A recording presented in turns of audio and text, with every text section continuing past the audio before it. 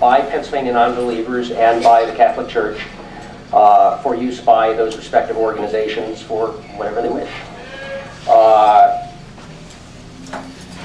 Before we get started with anything more, I do want to remind people that those of us who are already members of PA Nonbelievers or who would like to be, and we hope that some of our new visitors would like to be, we have some, what color is this? Is this like Fuchsia. Magenta, fuchsia, okay, fuchsia, right? Membership forms. We tried to keep the dues low. This will be membership for 2012.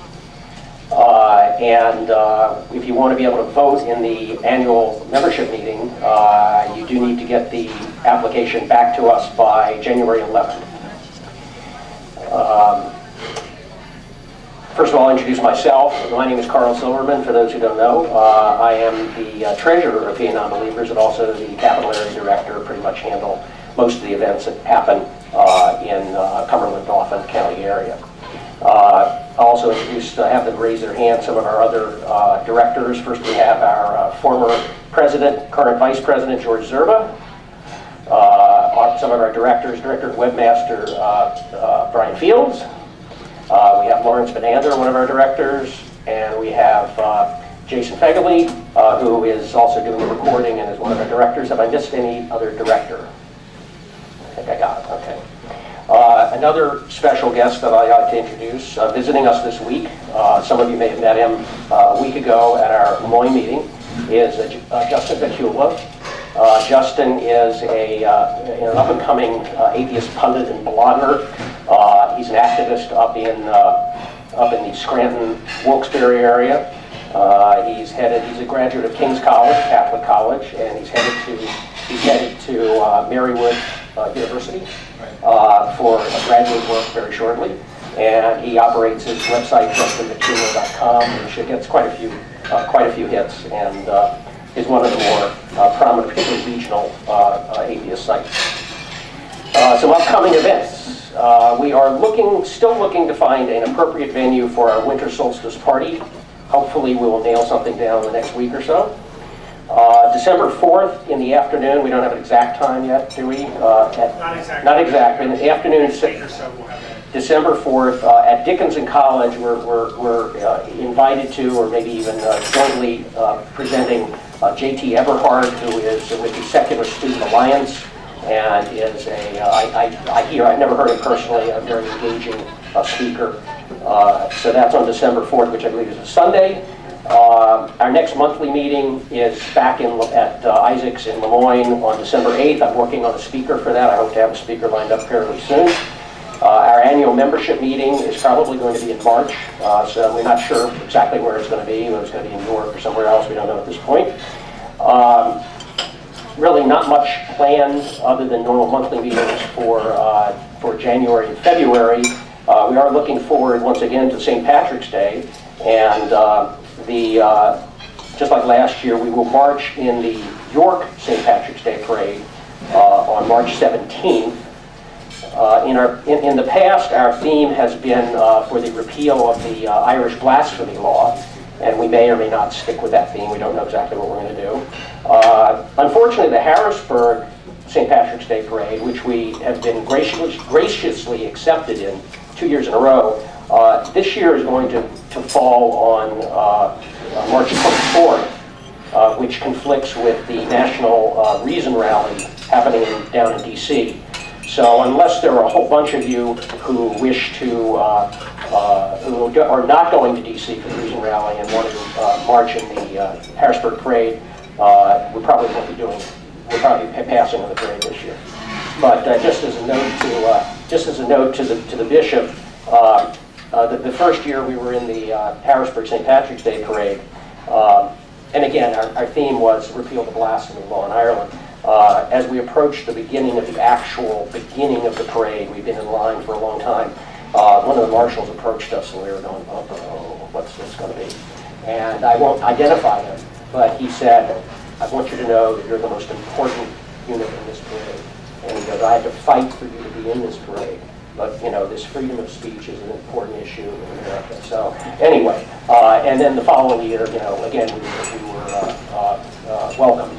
So unfortunately, we won't be able to do it this year. Now, I don't want to pretend to speak for all atheists or all PA Nonbelievers members, but for the benefit of our guests, I want to clarify a couple things. First of all, the definition of atheist.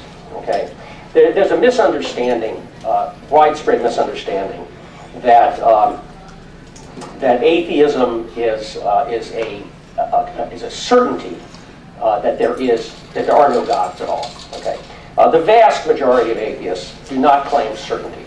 It's simply that we are without a belief in gods, and presented with sufficient evidence, we would believe or even claim to know that there is a God. So the issue of agnosticism versus atheism, I mean, we can debate that all night long, but basically, I don't know, if there's somebody here who claims certainty, you can tell the bishop later on, but very few people will claim absolute certainty. Even Richard Dawkins, who is probably not one of the most well-liked people in Rome, even he, in his book, what did he rate himself out of a scale 7, 6 out of 7 or something like that? Not totally certain there's no God, but on a scale of 6 out of 7, it was a 6. The other thing is that atheists on the various controversial issues, while atheists tend to lean liberal, tend to lean democratic, it's not across the board. There are various opinions on abortion, on gay rights, gay marriage, on death penalty, on just about anything, vouchers, you name it. There's actually quite a bit of diverse opinion. Again, for the benefit of our guests, I just want to tell them a little bit about PA Nonbelievers. PA Nonbelievers started back in 1998 down in York by a young nurse down in York. And it was a very informal group for about 3 or 4 years. We incorporated in 2002, and basically we're a York-based group for several years. Everybody had to drive down to York for just about everything that was going on, which is basically a monthly meeting. We started to branch out and do street festivals. So we do the Pumpkin Fest, we do the York Street Fair, we do some of the gay pride events, we do a lot of things. Now we're doing some additional parades, patriotic parades. We now have meetings here in Harrisburg once a month, in Lancaster, in York. The York meeting still happens. Small groups in Reading, in Chambersburg, in Lewisburg, and in Lebanon, or actually Anvil. So we have these budding groups all over the place, really, and the main groups are basically York here and Lancaster. Many of our members are former Catholics. And many of us have very good friends and relatives who are practicing Catholics, and we love them like we love anybody else. We have disagreements, but we have good friends who are Catholics. PA Nonbelievers' mission, I won't read the entire mission statement, but we want to educate people about the dangers inherent in belief in the supernatural. We want to promote skeptical thinking and humanist values, and the whole humanism issue is an additional layer on top of atheism. We want to advocate for civil rights, particularly for atheists, although really for any minority that might be deprived of their rights. To advocate for strong separation of church and state, and to challenge and to confront, if necessary, those who would impose their religious values and laws on others in our society. Those are our basic tenets, so to speak. Now, for the benefit of our own members who may not know the history of how Bishop McFadden ended up here tonight, I'd like to review that very briefly. In the fall of 2010, in the midst of our own organization's internal turmoil, a perfect storm brewed in the atheist community, namely that there was continuing revelation of massive child abuse by the Catholic Church in Europe, and there were some comments made by the Pope regarding atheists and, in the same breath, basically Nazis. This didn't make us happy. So a group of us, independently from being Nonbelievers, a group of us staged an ad hoc protest at the two Catholic churches there on State Street in Harrisburg on a Sunday morning. Now, the bishop and his parishioners are not happy, and we pretty much expected that. Our signs and our chants were very provocative, and intentionally so. But we were peaceful, and we were open to friendly discussion with anyone interested in discussion, and some were, and most were not. A couple of weeks later, the annual Red Mass in Harrisburg, and by the way, we did also, don't feel like we just targeted you, we did go to the Red Mass down in D.C., where our main target of ire was not a Catholic, was Justice Breyer, who Jewish but goes to the Red Mass, and we were a little bit upset about some of the comments he made about free speech in America. I won't go into that tonight, but anyway. So we did go down to the D.C. Red Mass, and then a week or two later, or a few days later, I don't recall, Bishop McFadden held the Red Mass here in Harrisburg. And I'll note, I mean, the church has the right to try to influence judges and politicians, and we have the right to remind those judges and politicians they have a duty to represent all the people, and not just those of one faith or their own faith. And at the end of the service, in his procession to the rectory, if you call it, where you live, the rectory. In his procession to the rectory, the bishop seemed to recognize us having been there a week or two before.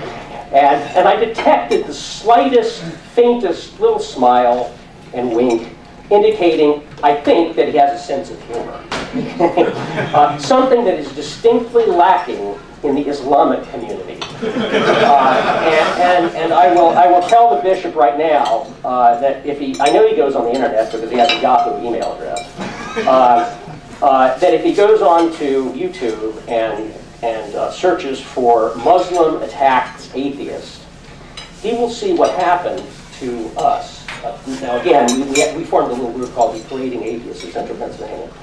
And this is apart from PA Nonbelievers, but some of us were members, some of us are not.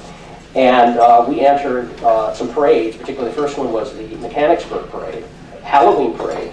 I was dressed as, you can imagine, the Pope.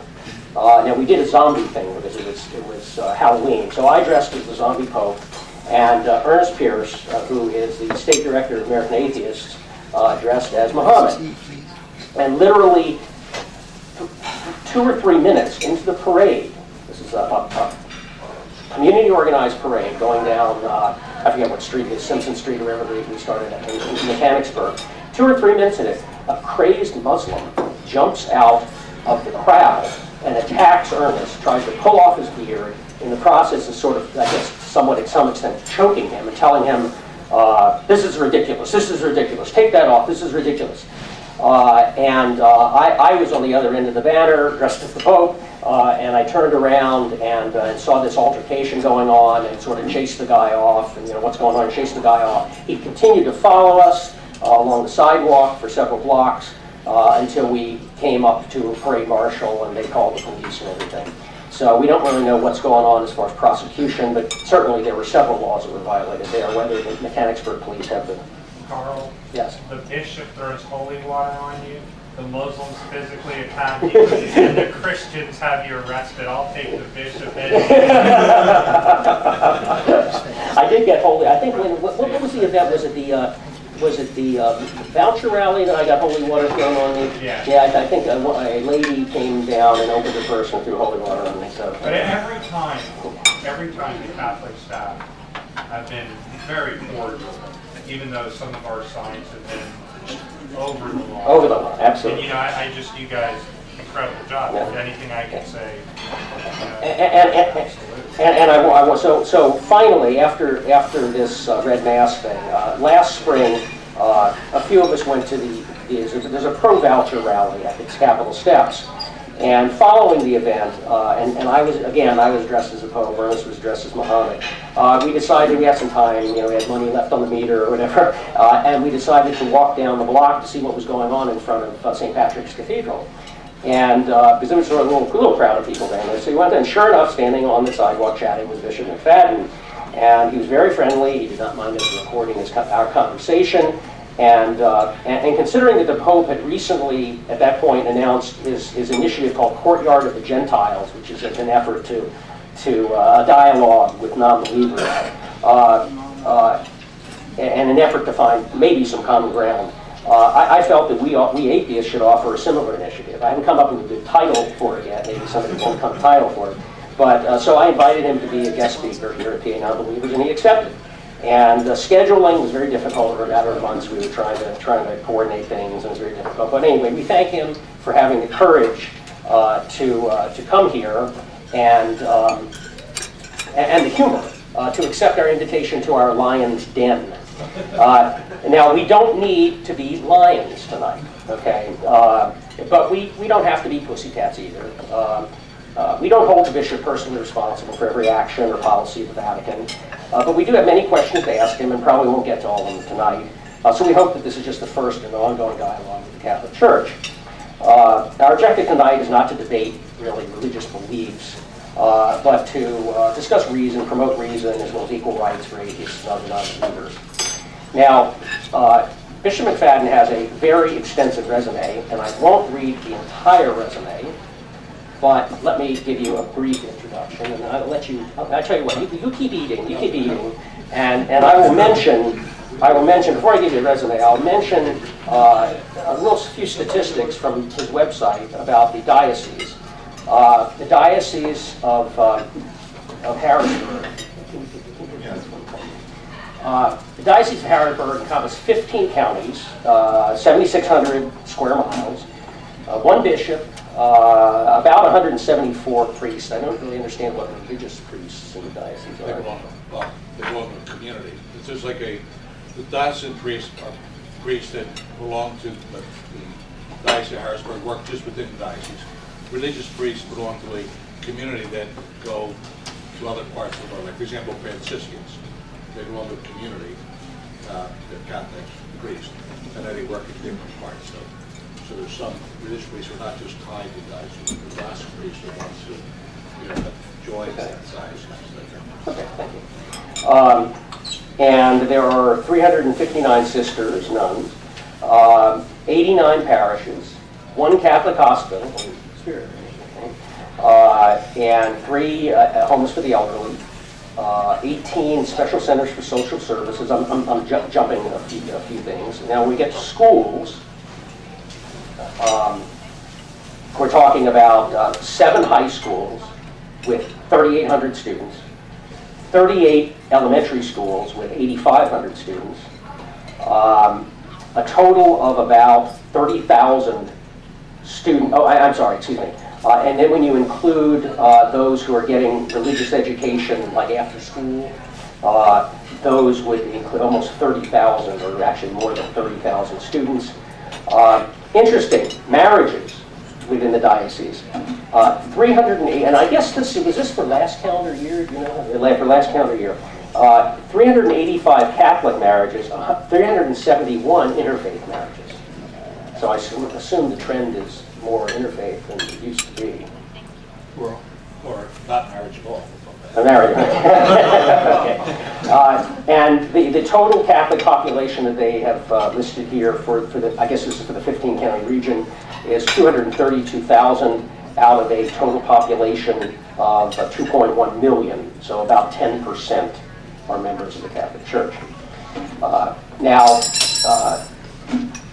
Bishop McFadden was born in Philadelphia in 1947, lived in Philadelphia, went to Catholic schools, elementary, high school, played basketball, National Honor Society, was valedictorian of his class, went to St. Joseph University, graduated with a bachelor's in politics.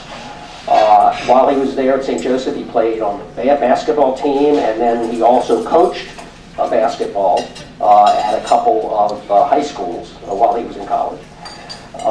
He then was hired to teach at West Catholic Boys High School. What did you teach? I started with general science, and I started with social studies, and I finished up with religion. Okay. Science is a science. He entered the seminary in 1976. And was ordained as a deacon in 1980, and was ordained as a priest in the Basilica of Saints Peter and Paul by Cardinal Kroll in 1981. He received a Master's of Divinity from St. Charles Seminary, graduated summa cum laude. He was, I'll skip around here, he was appointed Administrative Secretary to Cardinal Kroll in 1982 and held that position for about 11 years. He was named to be the first president of Cardinal O'Hara High School in 1993. And during that time, the school's enrollment increased from 1,540 to 2,000 students. And he initiated the Laptops for Learning program at the school. He was, in 2001, he was appointed pastor of St. Joseph Parish in Downingtown. Let me skip here a little bit. The most important thing is his final, so far, position as the Bishop of Harrisburg. And I want to get that, make sure I get that right. Pope Benedict named him the 10th Bishop of Harrisburg on June 22nd of last year, and his installation happened there at St. Patrick Cathedral on August 18th, and he's now the Bishop of Harrisburg. Without any further ado, you'll pretty much set there. Let's welcome Bishop Joseph McFadden.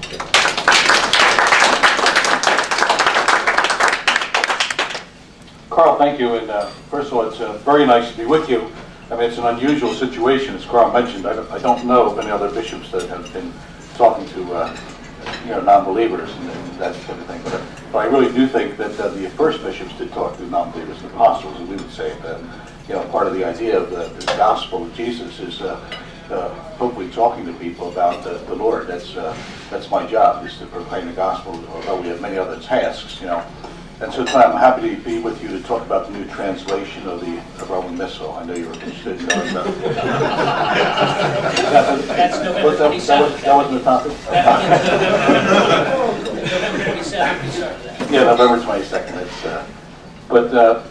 And Carl, as he mentioned, our encounters, our encounters have been sporadic, outside the cathedral. And my thing is that, I always believe the importance of dialogue. I fall into a category which I think is in recent times of Pope John Paul II and even today Pope Benedict, the idea of the need for Catholics, the need for those in responsibility to dialogue with the world. That we believe that that's an important aspect, to be in dialogue and to be respectful in doing that. So I do want to know where Carl gets his tailor makes his castings, white castings. I can meet the Pope when I see him. But in that vein, when I saw Carl and Ernie, Ernest, yeah, and then it was funny. It was after that voucher rally at Capitol, and my sister, who's a religious sister, is from St. William's Parish in Philadelphia, and some of the parents and children had come up from Philadelphia to that rally. And so I was not able to be at that particular rally, so I didn't see the sprinkling of holy water on you guys. But I did meet with, tell my sister and them that I would be done. I'd meet them over at the cathedral so I could say hello to them and just show them the cathedral, etc. And so we came back out. Of course, Carl and Ernest were coming down the street. And of course, the students were sort of a little concerned that they were going to attack me. And I said, no, it's fine. Well, there's one deacon who's married. He wears glasses. He's got a white fellow, one of your deacons, one of your ministers there. I had a 42-minute debate with him, and he actually gave me a hug and protected us. I don't remember his name. All I could keep thinking is, my God, you have such nice shoes. So anyway, they were worried, and I said no. And then Carl came up and said, no, we like this fellow, And so we got in dialogue, and the kids were like, you know these guys? I said, yeah, I've seen them a couple times. It's nice to be able to say hello to who you are. So I was able to do so. So at that, Carl mentioned the idea, the possibility of dialogue, and you had this meeting, and would I be willing to come? I said, absolutely, I'd be willing to come. And in coming, I just asked, I said to Carl, I said, we dialogue respectfully. We're not going to agree so many times on different things. So, I think there's an ability to be in dialogue, you know, and to respect the positions. And at some points, we're not going to agree, you know, and that's a fact. And but that does not mean that we should not be civil and should not be able to dialogue in a way that is respectful of positions. So I was very happy for the opportunity. And it just so happens in coming, you know, what are some of the topics we talk about? Well, obviously, I guess the role of religion in politics, I guess the role of religion in, public life. One of the things that I guess we are concerned about from, just came back from the bishops' meeting in Baltimore, the bishops of the United States, you know, and part of our discussion there is the idea of religious liberty. You know, we had a very interesting discussion on religious liberty, and you might have seen it on watching on TV, the televised, you know, Bishop Lowry's idea. Oh, the idea of, you know, well, you call for the separation of church and state, right? And call for that. The question is, well, does that mean that, you know, there is no intersection between one's faith, one's religion, and one's marketplace? You know, and we would understand it as the intention of the framers of our Constitution that today it's gotten into the idea of freedom of worship. You know, and that's sort of the idea, you have the right to worship. But we see religion as much more than just simply worship, you know, because in the totalitarian regimes of the 20th century, you know, there was a freedom of worship in many of those totalitarian countries, but there was no freedom of religion, you know, so they let them have a place to worship, but they didn't, you know, not bring their beliefs into their practical life. So when we talk about religion, you know, we see it as forming or informing one's way of living in the world, and so therefore the idea of we don't buy the idea that you can compartmentalize, you know, faith on one side and your life. You know, there has got to be an intersection, and one forms the other. You live by your beliefs. You act on your beliefs, which I believe is what you do. You say you act on your beliefs. This is what you believe, and this is why you act. Right? And so, and you would have the freedom to do that in the marketplace. You know, and so we would agree that freedom would just be able to, you know, so long as there is that respect and sensibility, so that if you're going to have freedom of dialogue, freedom of religion, then you have to be able to have the freedom of dialogue in a respectful way. Some of the things that we're concerned about in you know, from our standpoint is in recent year or two, there's been some issue about one of the things that we feel very strongly that is the idea of the freedom of conscience, that somebody has a right to follow their conscience. And we believe that somebody should have that freedom of conscience, and that's been, you know, paramount in the United States. I mean, if you remember, I'm older than most of the people who are here, but you know, back in the Vietnam War time, there was this conscience objectors. There was a lot of that idea of, you know, freedom of conscience, do what you believe is right, you know, and can you be forced to do something that, you know, you don't accept it against your conscience. And so it seems that in recent times that somehow that's coming into conflict now with you know, some of the laws and some of the directives that are coming out of, you know, our government that we're asking people to sort of violate their conscience. And that's sort of the change in the sea, as we would say it, change in the seascape of what has been traditional in terms of the foundations of American principles. You know. Another issue where we take issue with, I guess, the idea of separation of church and state. We see that the First Bill of Rights and the First Amendment, the idea of the, you know, the state shall not establish religion, which the idea was freedom of religion, not freedom from religion. You have the freedom to practice your religion. The state could not, you know, establish one religion. That's how we read that.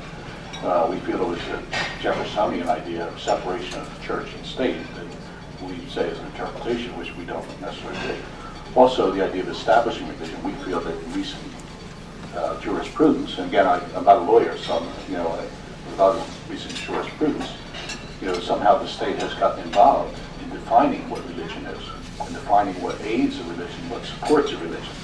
And in doing that, the state all of a sudden becomes the determiner of what is a religion. So in many ways, one of the things that we would see is that where the framers of the Constitution wanted to, make sure that the state was not involved in religion, in actuality, by allowing somebody to determine what does and does not aid a religion, you would in effect are controlling that religion and sort of establishing religion. So there's some of the things that we were discussing and looking at in terms of, religious liberty. And I know that even yourself, when you talk about the idea of freedom, what does freedom mean? From our standpoint, from a Catholic perspective, freedom would be the idea of, we take very seriously the idea of the human dignity of the human person. And the human dignity of the human person, we also look at what we call, and again, this is dialogue of natural law, that we believe that you have certain rights as a human being that must be respected.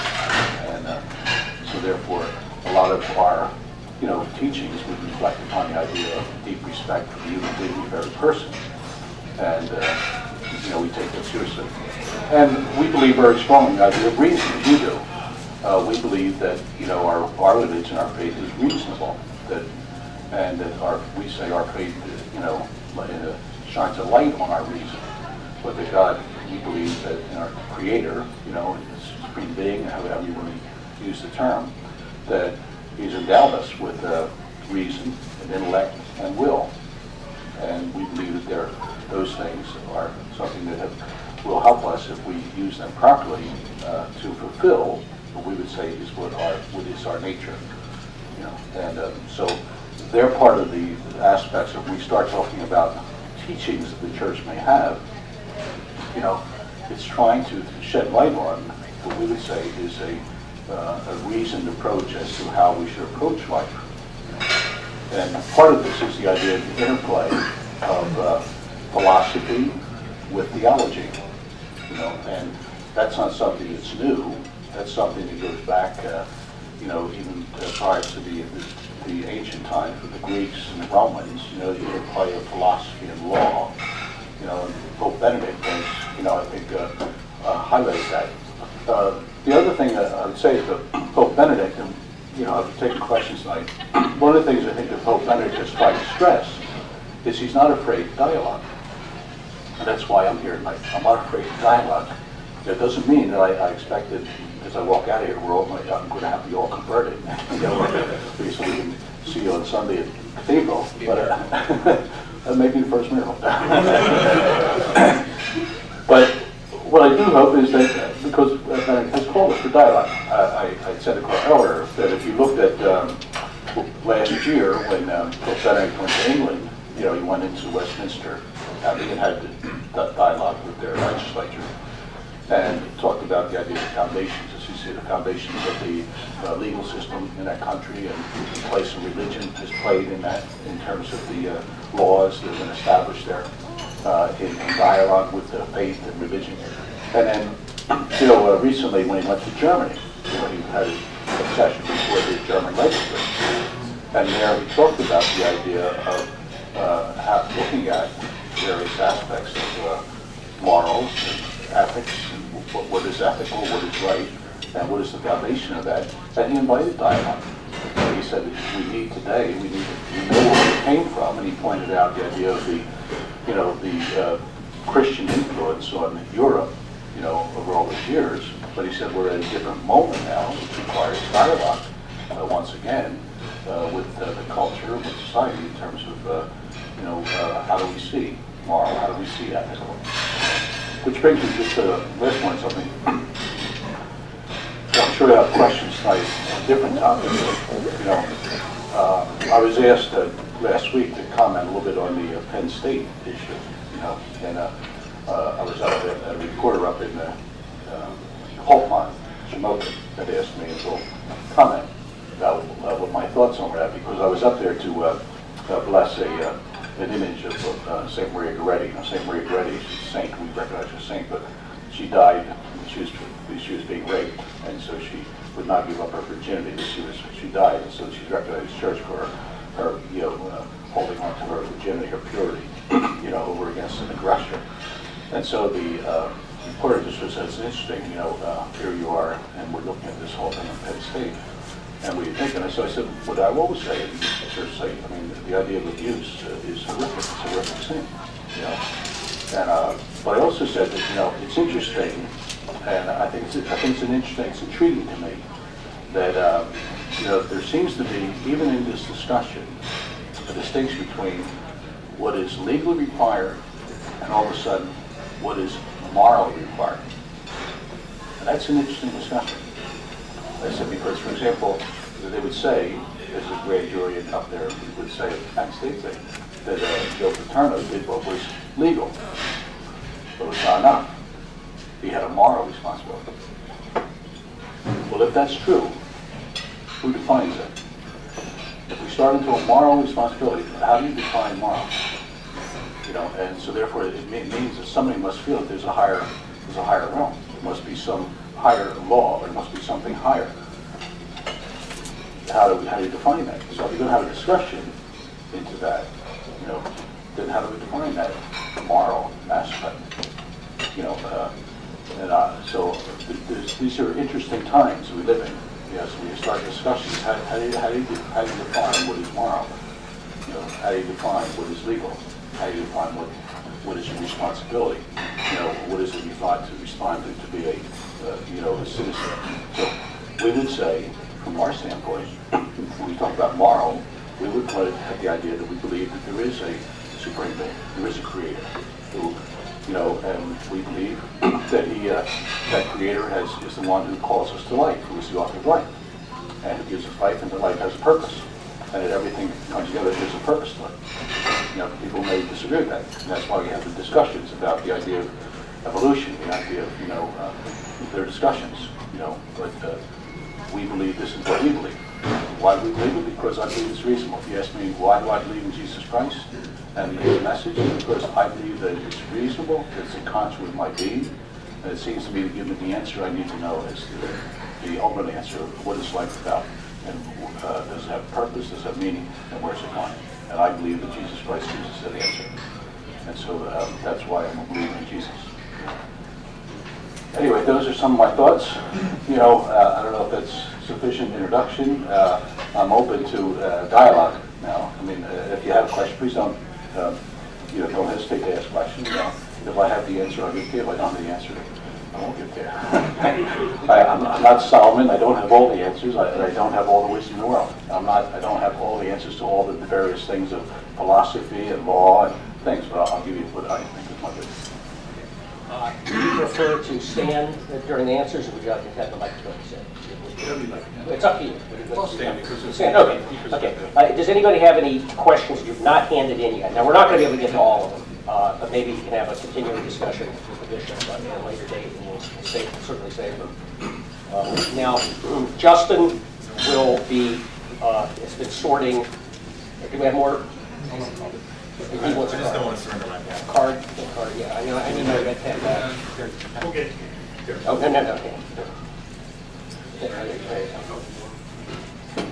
no. Anyway, Justin will be sorting and selecting the questions, trying to eliminate duplicates, and we'll see how it goes. And the bishop says he could stay at least until 9 o'clock. Is that correct? Yes. Okay.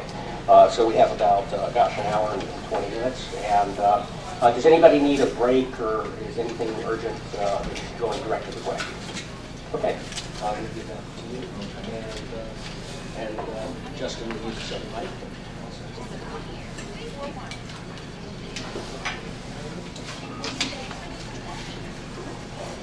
All right, so thanks everyone for being here tonight. Tonight, Can you hear it? yes. We can hear you. Just Okay, just talk. Maybe it won't be. Oh, yeah. Oh.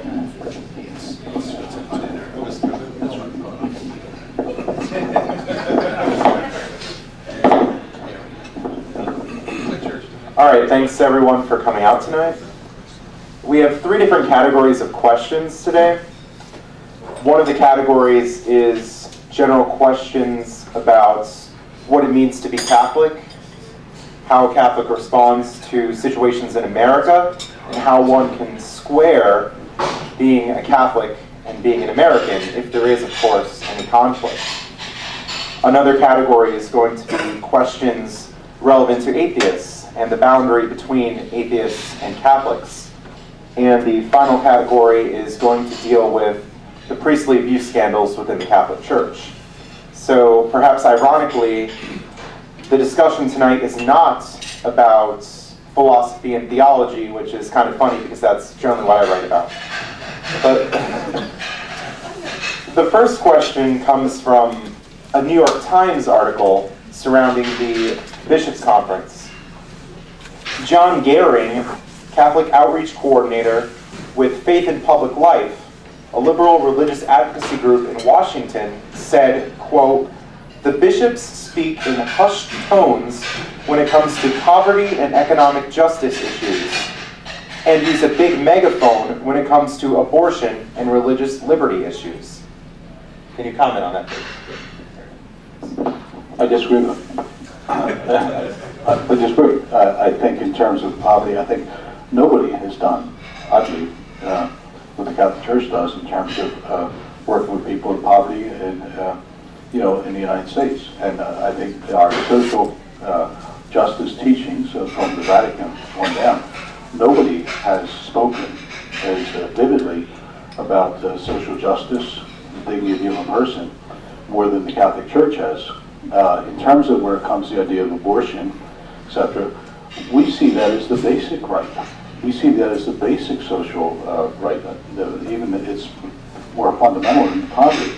We speak louder there because we believe very strongly in the idea of the dignity of the human person and our understanding of that. And so we believe there's no rights if you don't have life.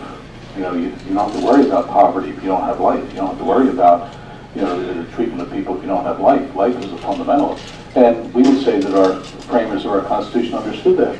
When they said that, in the Declaration, there's certain inalienable rights, and among these are life, liberty, pursuit of happiness.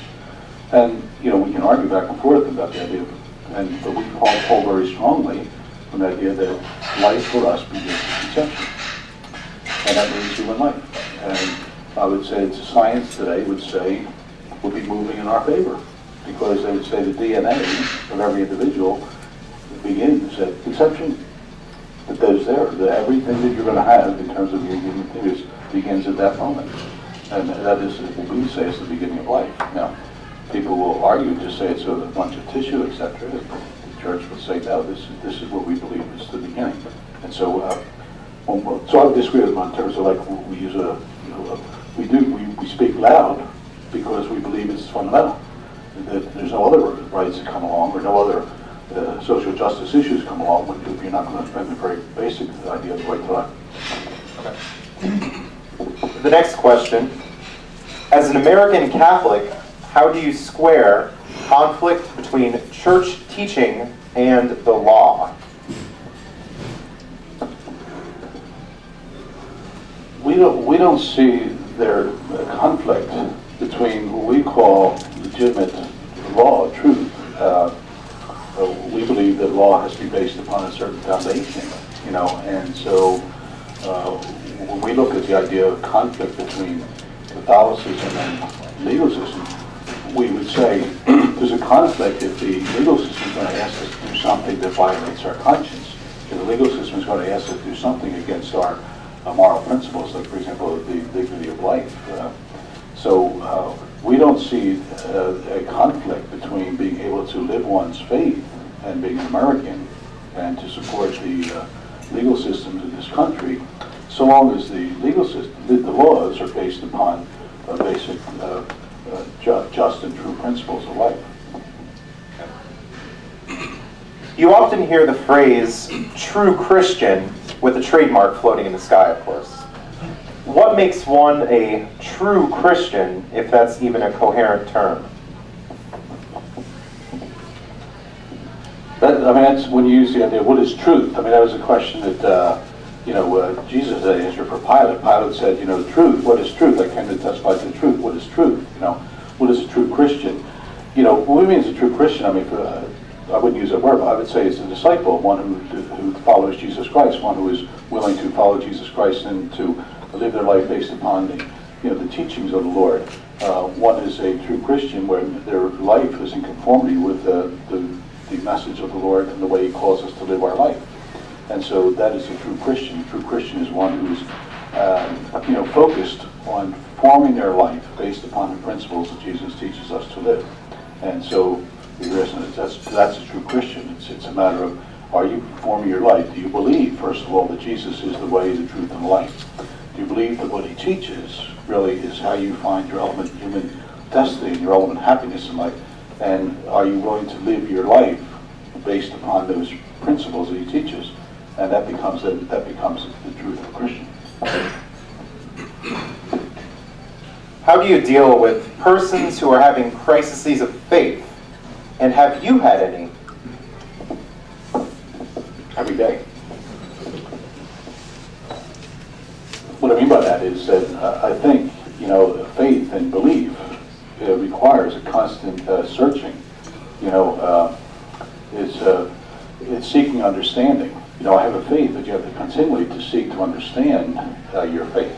And so the idea of a crisis of faith, it is each and every day when you're confronted with different things, you have to challenge yourself as to, do you really believe this, and how are you going to put that into effect in your life?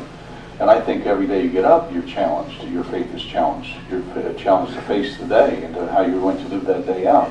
And so I think there's a crisis of faith on a regular basis. It's about the idea, are you living your life in accordance with your beliefs? And so, I'm not being facetious when I say that, but in other words, and are there crises of faith? There's times, I think, when you engage something more fully than other times. I think there's times where you're more fully engaged in terms of your religious belief and practice than other times. And, I think there's certain things that happen in your life that cause you to be challenged, your belief and your faith, in moments of crisis, in times of suffering, in times of difficulty. Then you're challenged, you're put to the test. Do you really believe this? If you really believe it, then this is what is going to be required of you. And that becomes, for me, a challenge of faith, crisis of faith. Are you allowed to publicly disagree with the Pope? Certainly, we disagree about what we should have to eat tonight. No. What do you mean by publicly disagree with the Pope? It depends upon how you define that. We believe that when it comes to faith and morals, okay, when there's the Holy Father's teaching on matters of faith and morals, we believe that as a bishop, that we should be in conformity with what he teaches. When he defines something as this is what must be believed. But see, people, I think a lot of times don't understand the interplay of our doctrine, our belief, and our theology. What we call for assent is the essentials of what we believe. And that can be simply found in our creed. There's certain things in our creed that we must believe. Like, in other words, we believe in God. Can I dissent from that with the Pope? No. We believe in Jesus Christ. We believe in that He has two natures. Those type of things, they're fundamental to our understanding of Christianity. And the Pope is the one who has the responsibility of handing that on in his proper way throughout the course of history. One of the things of, as we understand the Pope to be, is he hands on what has been given to him. It's from the early church. Our beliefs flow back to the disciples. We hand on what we believe about Jesus.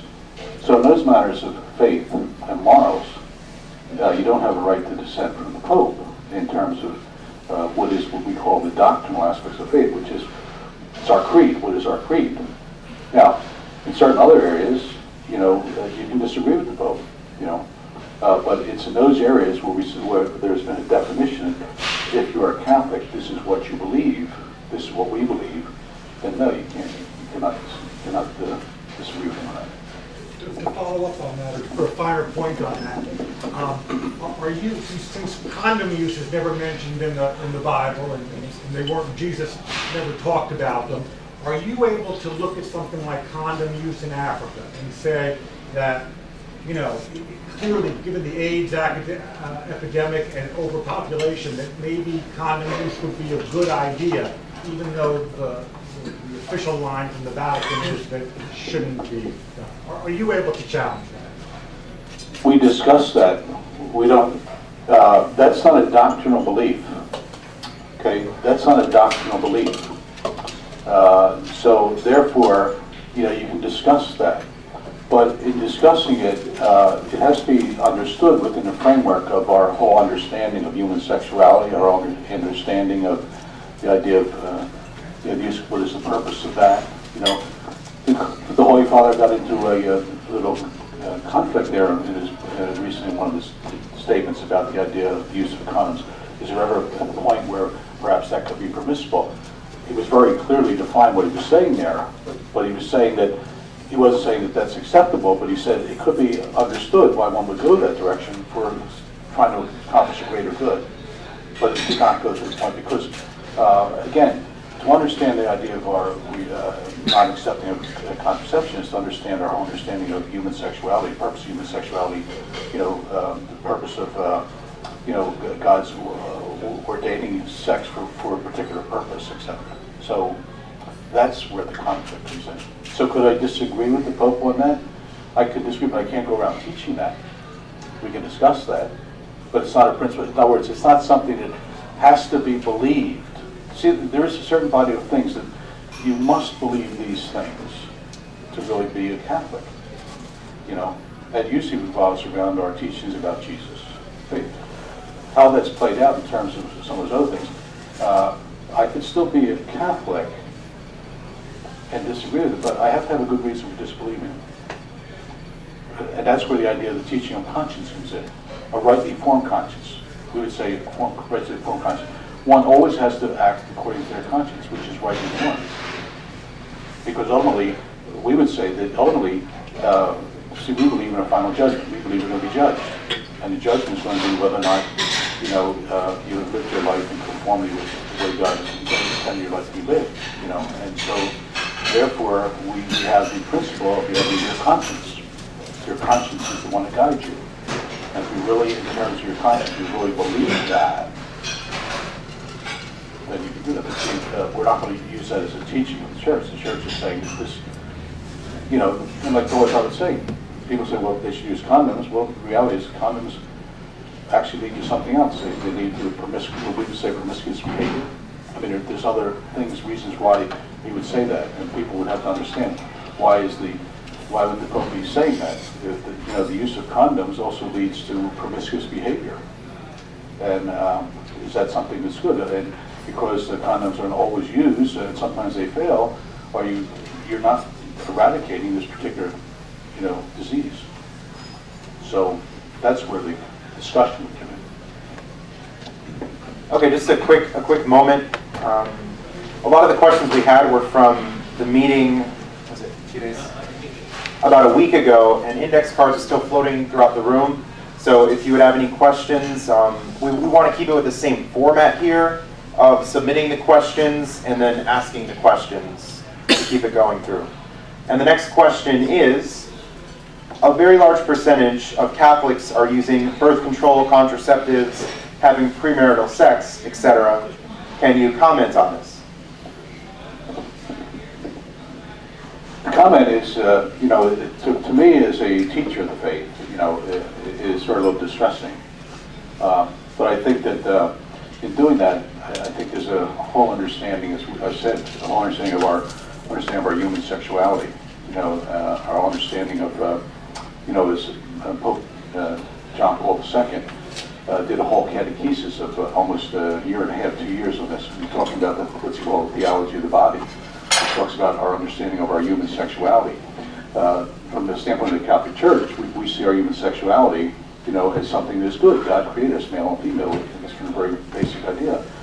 But our sexuality, we would see it as a purpose, as a man. It's a focus, you know. And we also believe that we're made up of not simply of body, but we're made up of body and spirit, you know, and that we are in many ways an embodied spirit, you know. And so in other words, what I see is just not simply what I get, and also that you know, there's a language that goes on simply, that must be in concert with not simply our body, but also our spirit. You know, and we would say the idea of our human sexuality, the way we express our love for somebody, you know, has an intentionality to it. You know, and you cannot just sort of separate out the two things.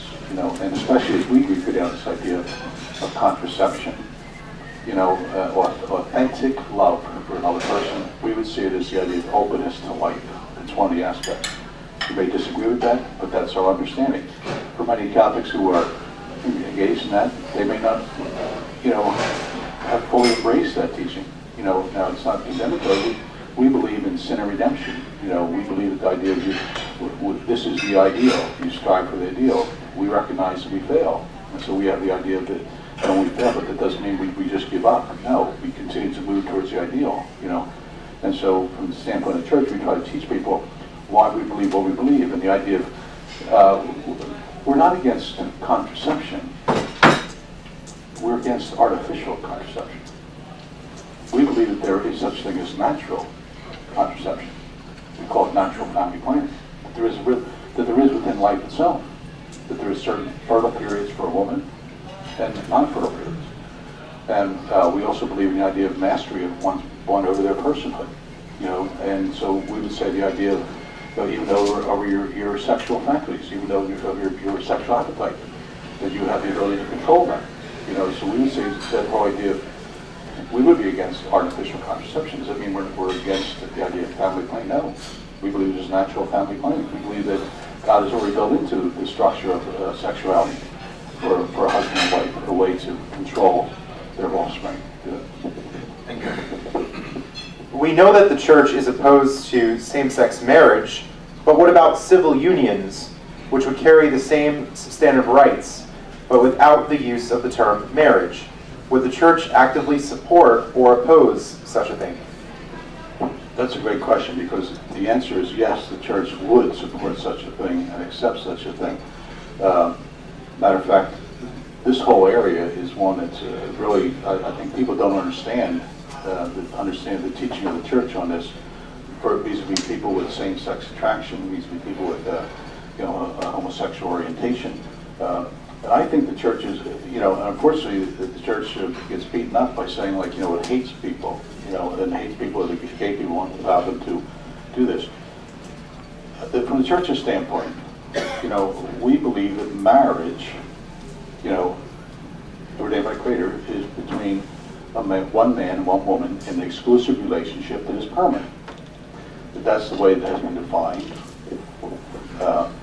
We believe from the beginning, and has been encapsulated in law, you know, down through the course of history. When you talk about using the word marriage for same-sex unions, you know, we believe that that fundamentally is a distortion of what marriage is, as we understand it. You know, now, having said that, we understand fully the idea of civil unions where you can get protection, like, for example, property rights, visitation rights, stuff like that. We have no problem if you want to put into law those benefits for people of the same sex who want to be in a union. But we object to the idea of changing the definition of marriage because you want to guarantee those type of rights. We don't see it that way. So we're moving on to the second category here, regarding the boundaries between Catholics, atheists. And this question is, do you believe lack of belief in God leads to the destruction of society? No. I mean, I don't know how you should get to that. I think belief in God, see, my understanding is that everybody has to come to grips with certain things. First of all, the basic idea of what is life about? Does life have purpose? Does it have meaning? You know, what is that about? And how do you come to understand that? You know, and so we believe using your reason, right, using your intellect, and searching, as we would say, for the truth. We have no problem with that you only come to the truth, but we believe that even within every person, there are, as we'd say, a conscience. We would say there are certain, you know, things put within a person, you know, that God has made us, sort of like it's in our DNA, right? that we can accept, whether we are a believer or non-believer, right? And, like, for example, the respect for human life. We don't think that that has to be you don't have to posit God for that. You can posit that in the sense of just the idea of, because somebody, because of a human life, that somebody has human life, and from a standpoint of how we want to be treated, etc., back and forth. So we don't see the absence of God as somehow being evil for society, but we do believe that, that if you're searching the truth, searching for the truth, we believe that ultimately you eventually have to come to the truth that we say is that there is a creator who calls us to life, who's put meaning into life.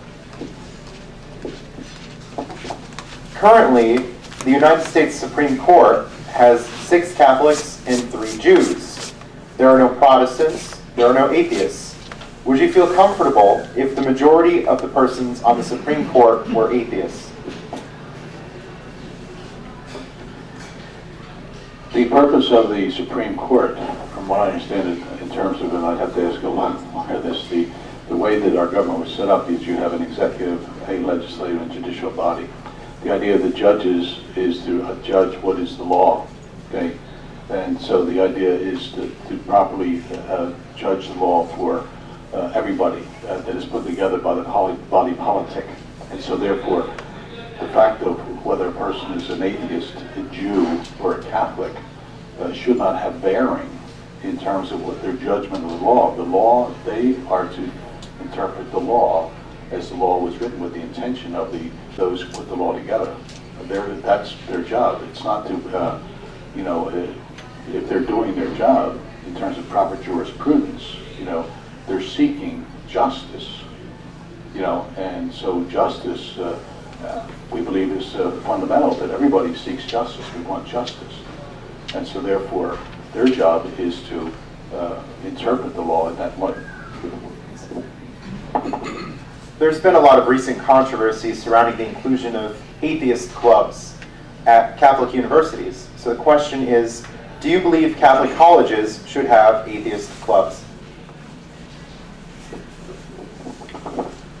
Catholic colleges, when you go to a Catholic college, it obviously is established with a mission statement with certain fundamental principles.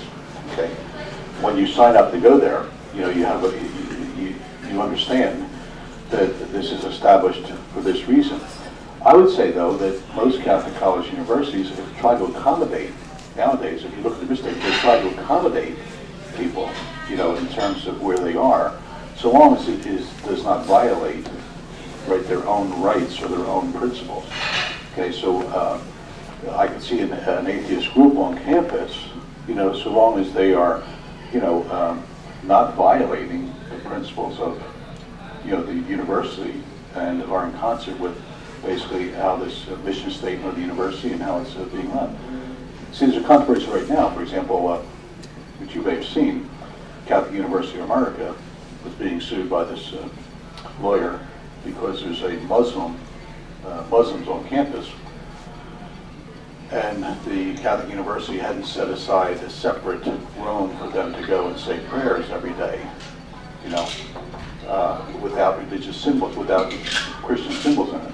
And so supposedly their civil rights are being violated, Well, first of all, most of the Muslim students on campus, they found no problem because it wasn't that, they felt that there was space being presented, and they didn't care what was on the wall. They had the opportunity to do that.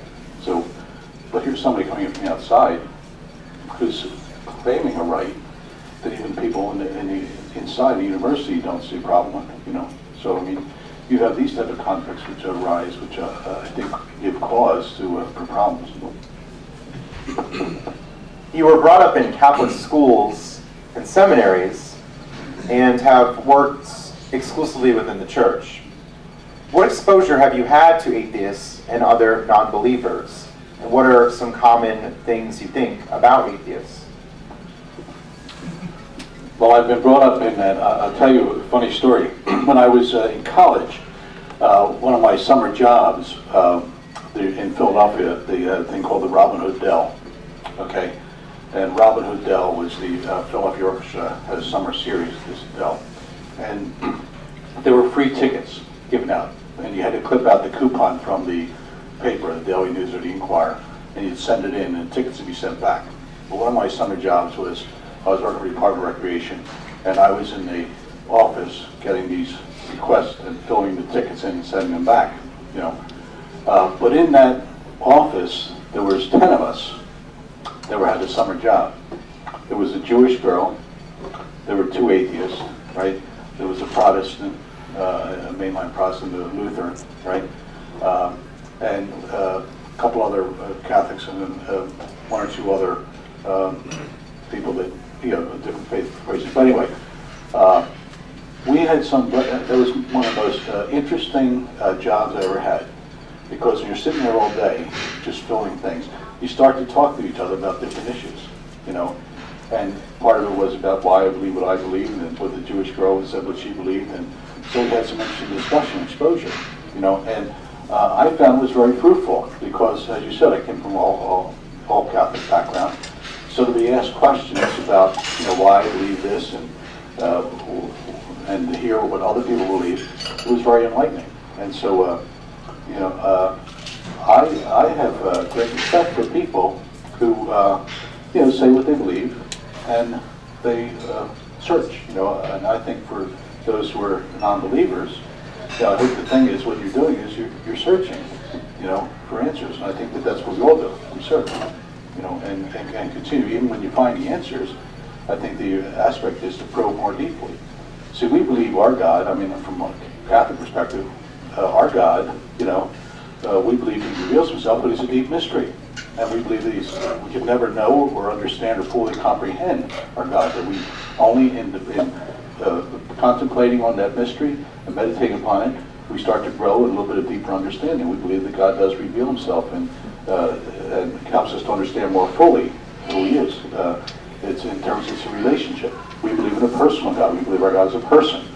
If he's a person, then he can become the known. And then how do you become the known? That we believe that he has revealed himself and fully revealed himself through Jesus Christ. So it is a constant idea of interchange and seeking the truth. So I have deep respect for all of you, you know, and the idea of the intellectual dialogue. I think it's wonderful to have intellectual discussions about serious things. You know, one of the problems I think we have in our society is we don't have enough time to reflect, to question, and to sort of probe what we do believe. I think that's one of the problems with our society today.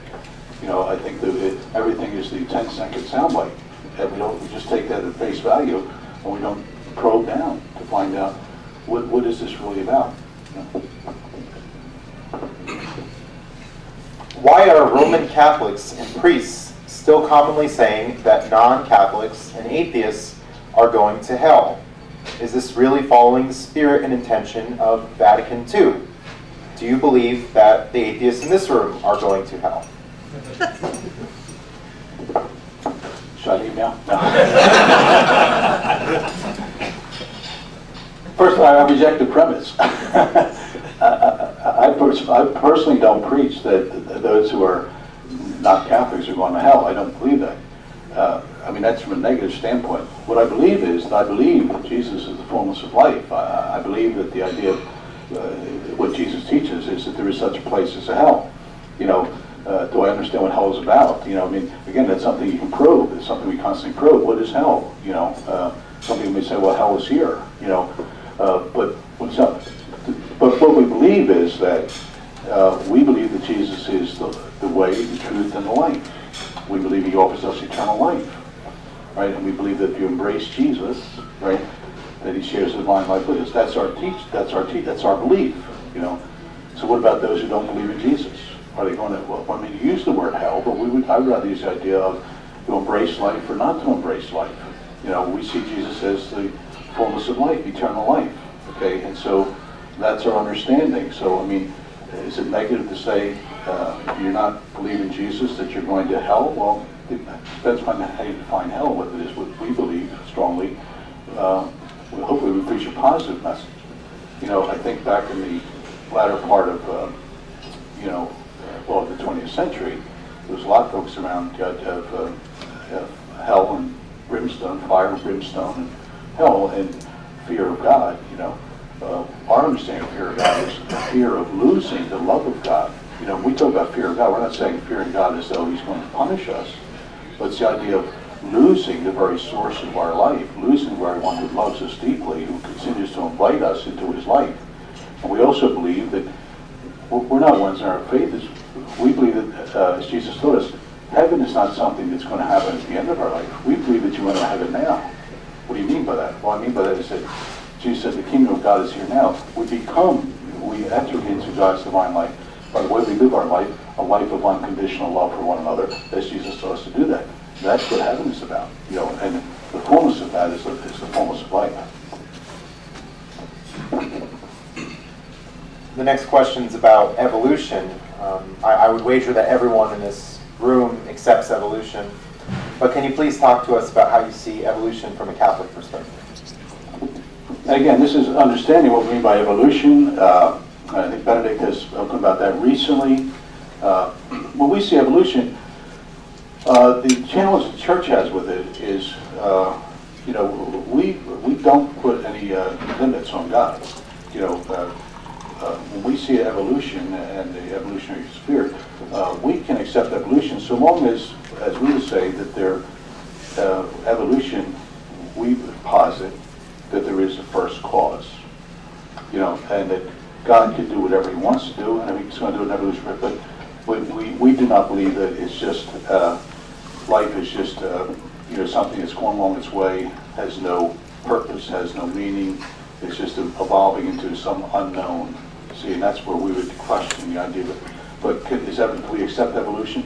Yes, we accept that the world does evolve, you know, and that there is such thing as evolution. But where we disagree is when you deny that there could be a first cause, or that there could be, in the sense of somebody who is, that life has a purpose, has a meaning, has an end, is moving somewhere.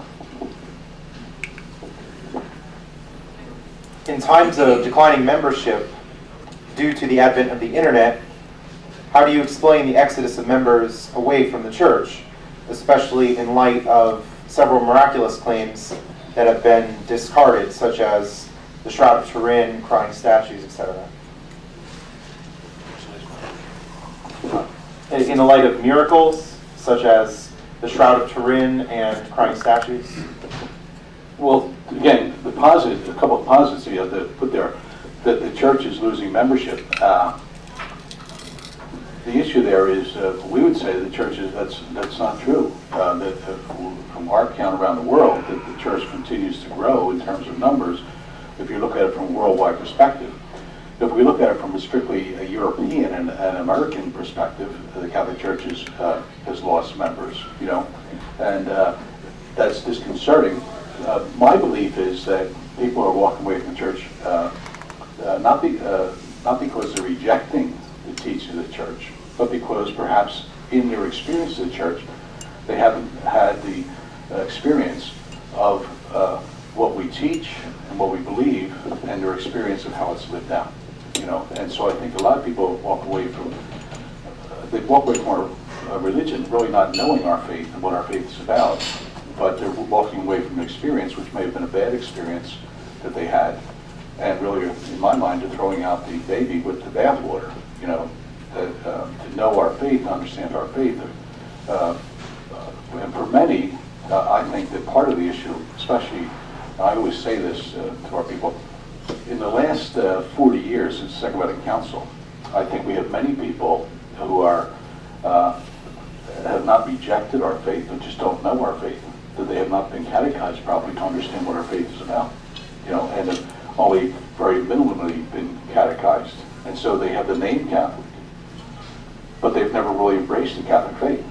You know, so I think that's the challenge. The distinction is we have a lot of nominal Catholics, people who claim to be Catholic, but really have never embraced the Catholic faith or understood what the Catholic faith was about.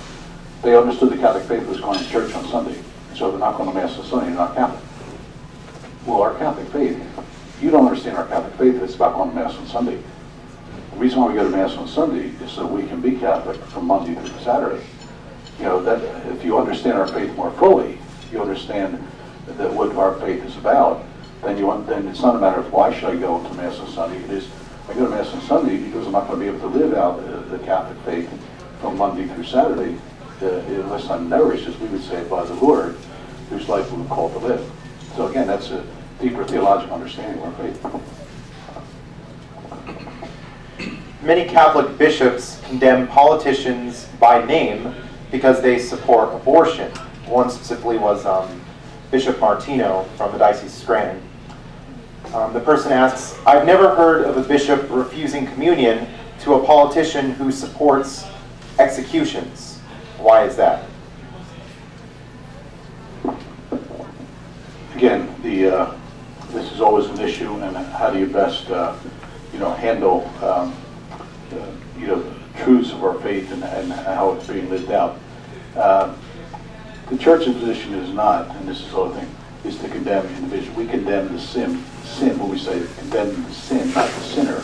Okay? But we do ask, and this is where it becomes a little tension here.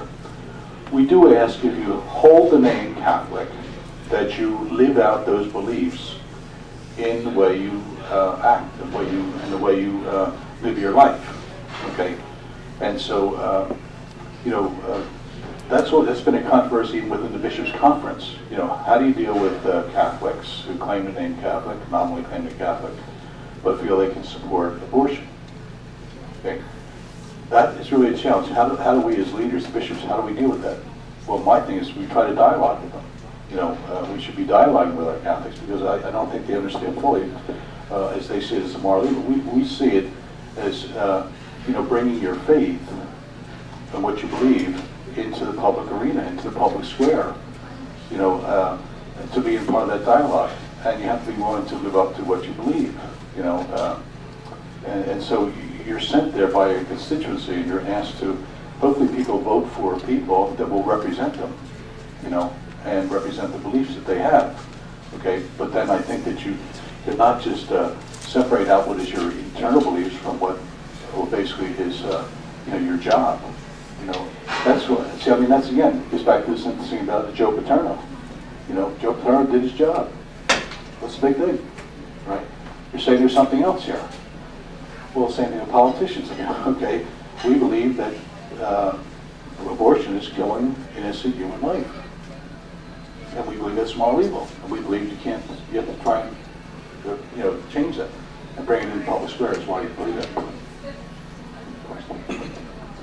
The person writing on this index card says, as a Christian, please help me deal with the fact that if Joe Sandusky asks for forgiveness, he will be forgiven and go to heaven.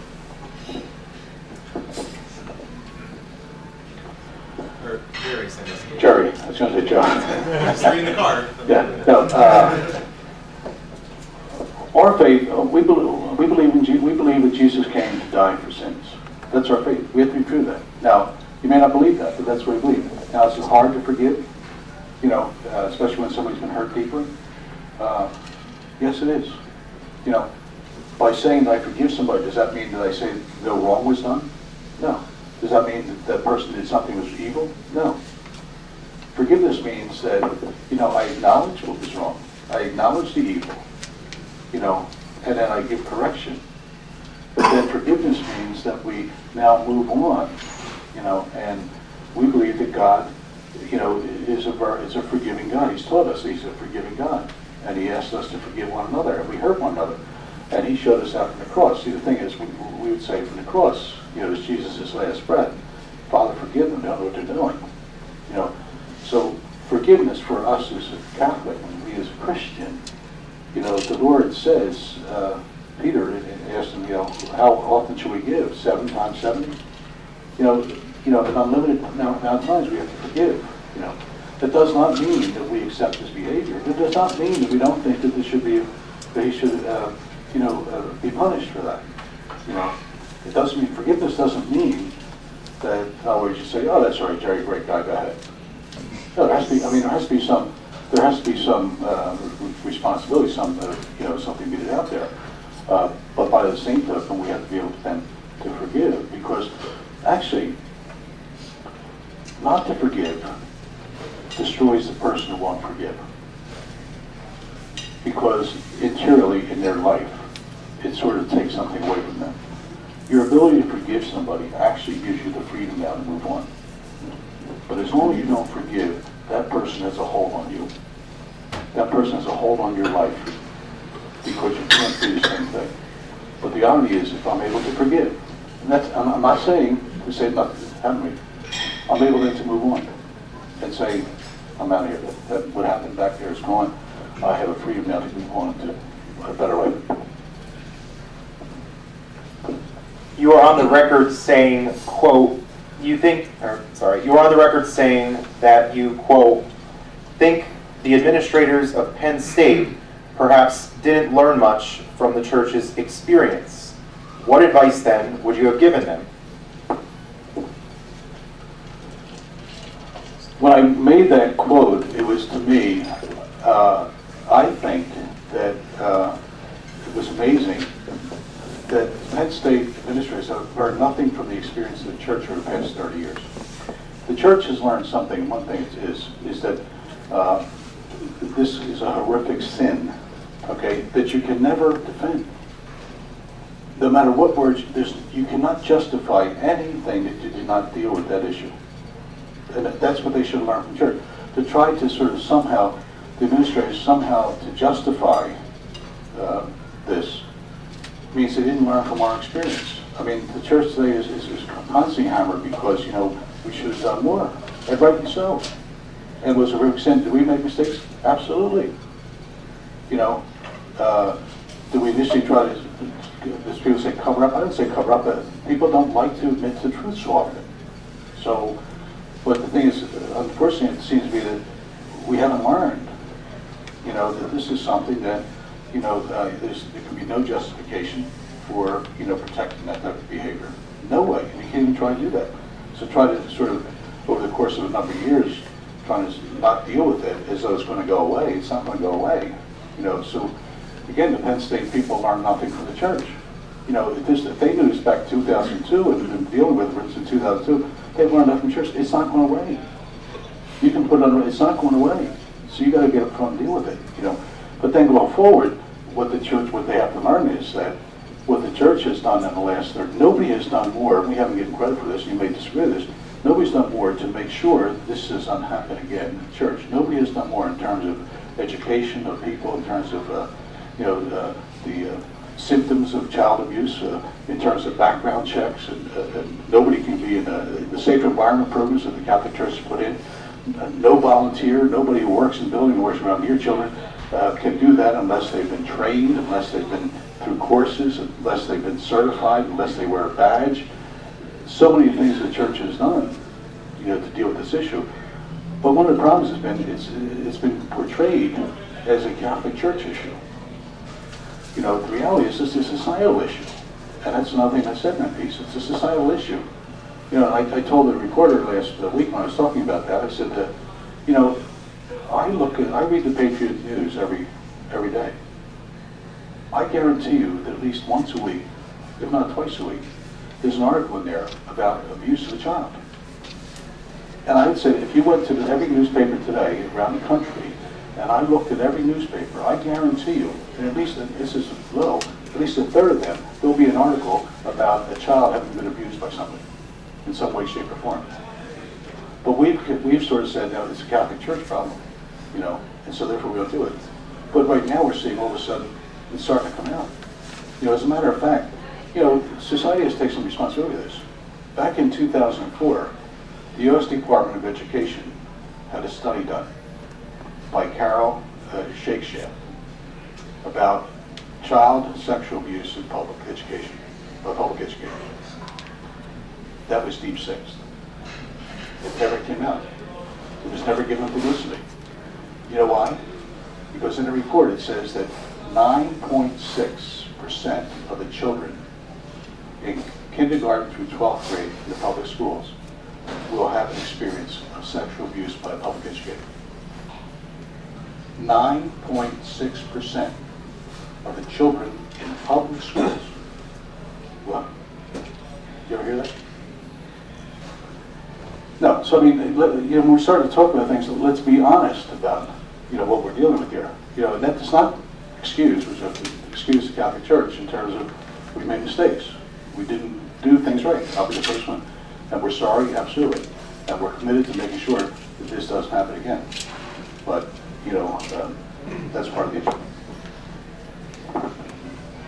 Given the scandals of the Catholic Church, how can the Church claim any moral authority?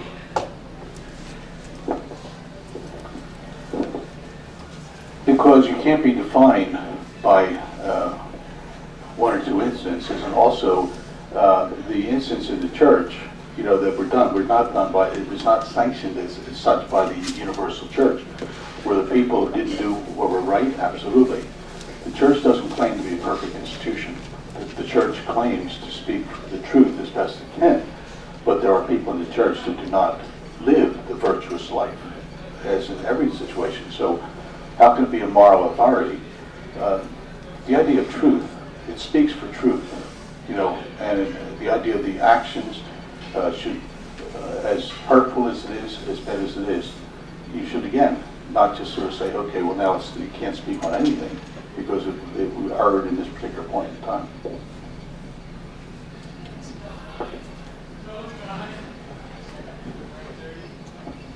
If freedom of religion doesn't mean freedom from religion, doesn't that then imply that one must be religious?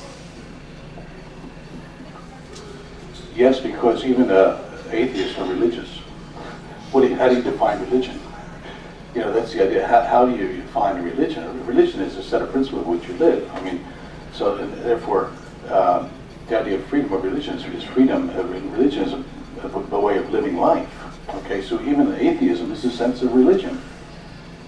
In some respects, you may disagree, but in a sense, it's a religion. You know, it's a way I live my life, and so therefore, freedom.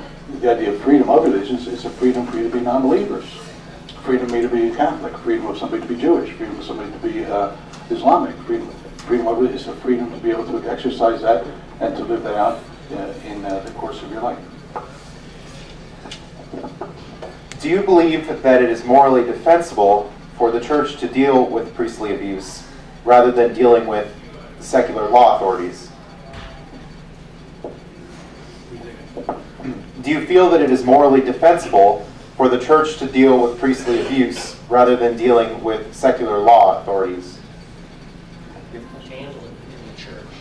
The Church, no. When something is civilly, it should be dealt by civil authorities. I mean, and the Church is more than willing to do that. When somebody does something that is wrong against the civil laws, that should be dealt with by the civil authorities. You know, and I think that's something that the Church learned. One of the things about this whole sexual abuse scandal, as you go through the course of the Church, is the idea of what I see as telescoping things, and then reading backward in time, hindsight. If you telescope something, have all the facts and figures in front of you, you telescope it back, and then make a decision about what went on. You know, what I see is, and this is understanding what we do looking at the Church's handling of this. You know, back, I guess, from the John Jay study that was done at the Bishop's Commission to look at this whole thing of sexual abuse in priests in the Church. We commissioned that study by the John Jay University, which is not a Catholic university, because we wanted to find out the causes and the context of this whole thing.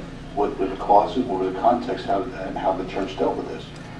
And as you look at that study, you know, it goes back in time to see, first of all, the particular milieu in which this thing started. You know, and it was in the midst of the sexual revolution of the 60s, at the height of it, that ran through the 80s, you know. And so that's what the John Jay study points out. And so how was it dealt with going forward? Now we have a better understanding of how prevalent this is in society, which means it's also prevalent in the Church. And see, one thing that people have to understand, if you're judging the Church by the people and not judging it by Jesus Christ, then basically you don't understand it. The Church is it's a divinely founded, and we believe divinely guided institution, but it's a human institution. And so whatever you're going to find in society, you're going to find the Church. Not purposely, but it's going to be there because it's made up of human institutions. So in the priesthood, you're going to find in the priesthood, you know, people that have some, you know, problems as much as anybody else in society, you know, and so That's what we find out, first of all, is there is that it was in the church. As it came forward, it was dealt with initially, as a moral failing. It wasn't dealt with so much in the civil realm. Okay, so in other words, the start was dealt with moral failing, as we would deal with alcoholism, as we deal with some other drug addiction, we deal with this as a moral failing. And so, and even the parents of some of these children, stuff like that, coming to the church, they want the church to deal with it, not outside that, but to keep it quiet and just deal with the priest in that particular area. The church took off and was doing that, right? But then as we went forward, they came to realize, wait a minute, there's something more here. But it was even in the field of psychology, in the field of therapy, we were being told, the priests were being told back in the 70s and 80s by very reputable therapists that were sitting here, but, well, this is treatable. It is just something that's like alcoholism. We can treat this and they get over it and then we move on and have a very fruitful life. And so we were being guided by different people. Now as we look back, that wasn't the case. Now we know that it's much more, it's a much deeper issue, And so some of the issues there, that's part of what you're looking at when you start looking at it in the total and telescoping and going backwards. What did you know, when did you know it, etc. That's a whole other issue. What sort of rational justification is there to exclude women from the priesthood? Again, it comes in our understanding of the founder, Jesus, in founding the church, and our understanding of our faith being what we call sacramental. And a lot of people don't understand the idea of sacramental, what we mean by that. Sacramental means what we see, an outward sign of a deeper reality. And so our idea of a male priesthood is tied very much to our understanding of God's interaction with humankind. And the sacraments in the Mass, since Jesus was male and he ordained, he had 12 apostles who were male, that we understand that there is something in that is integral to the way that God chooses to interact with the world and the church. And so therefore it's not so much as refusing as some type of position to women. It's an understanding of basically the sacramentality of church and how God interacts with us.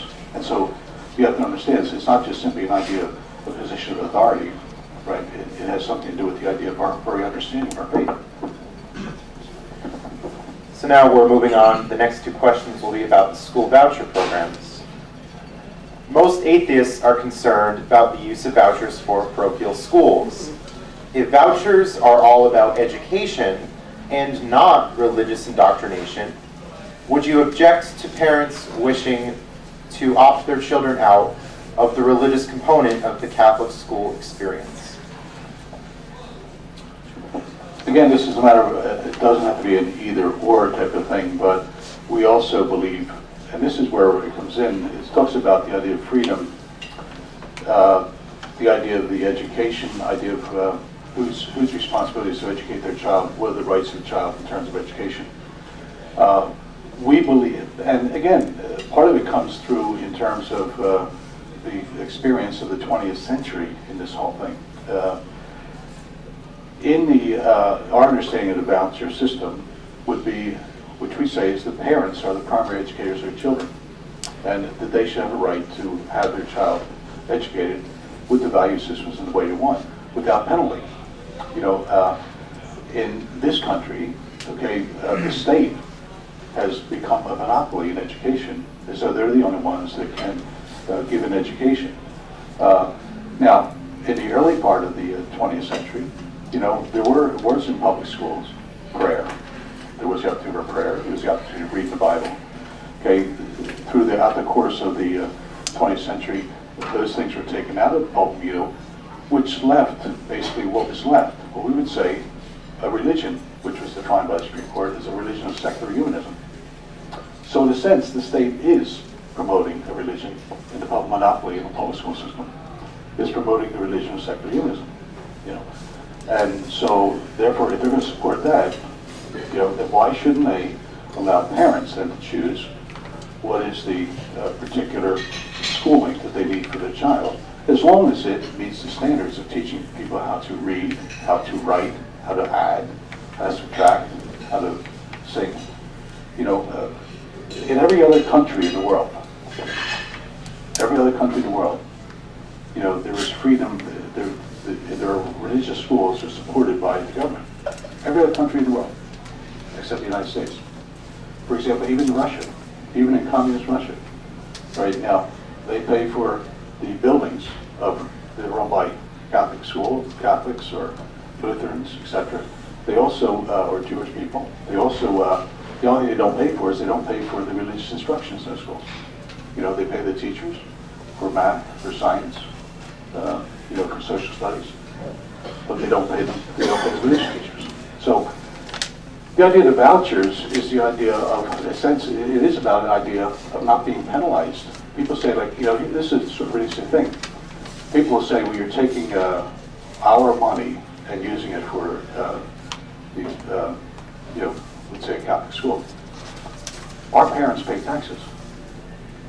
Our parents pay part of it. It's part of our dollars that are going into an educational fund. You know, so in other words, the idea that somehow we're taking from a public coffer money that doesn't, that we can contribute to, we contribute to that. We contribute to the education, you know, which we'll continue to do. But we think it's unfair that I have to be in a system really forced, not free, but I have to take a system that is a government monopoly. We don't allow monopolies in anything in this country, except education. The government pays for. We allow an education monopoly. And why is that? You know, if we're truly interested in the education of children, you know, and this becomes a big thing. I wrote an op-ed about a social justice issue. And again, I'm not pounding on public schools. We have to have good public schools. We need a good public education. We need good education in this country, whether it be public, whatever. We have to have our young people, or this country is not going to exist long much longer. But we know that we've poured in tens of billions of dollars into the public education system in the last 20 years. And we have gotten no return, especially in the urban areas, in those inner cities, where the scores continue down. I mean, I read the Patriot News about a month ago, and they had this, the PSSA studies and scores. Harrisburg High School, 8% of the kids were proficient in reading. 8% of the kids were proficient in reading. Now, proficient doesn't mean, proficient means I can just barely read. Proficient means I just reached the level of being able to read. 8%, 13% in math. And we pour billions of dollars in there. And unfortunately, the kids there in Harrisburg, if you're in that poor area, if you're in one of those poor housing things, you're sent there and you don't have any option. Is that just? Is that right? And I would say, like, you know, one of those kids in the school might be a kid who might have the cure of cancer if he were given the opportunity to develop his mind and to be able to establish his scientific knowledge. He may have that cure. But because he's in Harrisburg, and because of full school district, and we don't want to give him any chance to go someplace else. So I mean, the voucher is about, it's not just about taking money for education, it is about children. It's about getting the best education for children. And the reality is, we do it well. The Catholic schools do it well. 98% of the kids go on to, you know, post-secondary education. You know, the idea of testing scores, they want accountability. People have to pay to come to our schools. Do you think if they weren't getting an education, they'd be paying us? I mean, there's accountability just by the fact that they have to use their dollar to come there. If they weren't, if their kids are, they do. People take their kids out of our school, believe it or not, they do. Because they feel that we're failing their kids or their kids not getting what they need. They take them out. So when they talk about accountability, that's a smokescreen. You know, it's about herring. Accountability is when the parent says, you know what, you're not doing a good job for my kid, my kid's out of here. That's accountability. Okay, we have about 15 more minutes and 6 questions. I discarded some of the questions because we covered some of those topics, so we can get a diversity of topics here. If school vouchers become extremely popular, what is to prevent the balkanization of our nation's education system in which graduating seniors will have had little or no daily exposure to people whose worldviews are very different. Will this be good for society?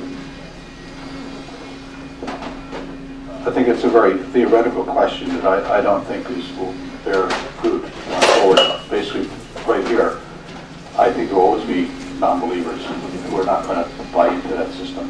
I think that, the idea of somehow, and it's the same type of thing. People, you have to understand something.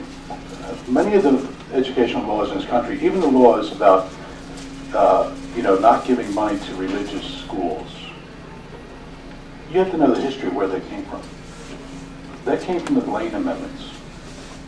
That came at the end of the 19th century, when there was tremendous anti-Catholic sentiment in this country.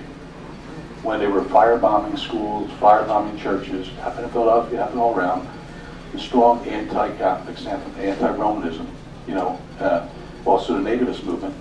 The Europeans were coming, they were coming to a Catholic faith. This right, the idea, we don't want these nativists, we don't want these Americas for the Americans, we don't want these people coming in. And so a lot of these laws that went in, which were Blaine Amendments, the only ones running this religious schools pretty much at that time was the Catholic school, was the Catholic Church. There were not that many other denominations who run those schools. So those amendments are really discriminatory. They were put in over against the Catholic Church. Why? Because people were afraid that we'd brainwash everybody. Well, I would just say, if we brainwash them, we haven't done such a good job. As you say, some of our Catholic politicians who must have been brainwashed through all Catholic education, they don't exactly toe the line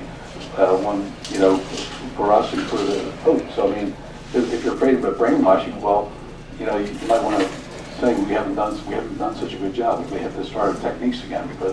So I think that whole thing is again, it's a red herring. I think it's a matter of people who do not want, somehow to allow freedom to exist and to expect that it can exist, it can coexist with all faiths, all religions, or non-believers.